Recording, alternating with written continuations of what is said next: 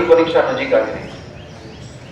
બોર્ડની પરીક્ષા નજીક આવે એટલે 10મા અને 12માના વિદ્યાર્થીઓમાં થોડું મનમાં સંશય આવે, થોડી ગભરાટ આવે, કારકિર્દી બાબતે થોડા પ્રશ્નો ઊભા થાય।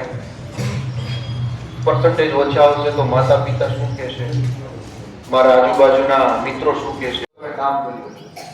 એટલે તમારું હાલનું જે કામ છે એ માત્ર ભણવાનું છે, કારકિર્દી ઉજ્જવળ બનાવવાની છે, તમારા પરિવાર, સમાજ અને દેશ માટે તમારે એક અલગ ઓળખ પણ ઊભી કરવાની છે। તો ત્યારે મોબાઈલના એડિક્શનમાં આવી અને તમારા શિક્ષણને હાસ્યમાનમાં જતું રહે એનું ખાસ તમે લોકો ધ્યાન રાખજો।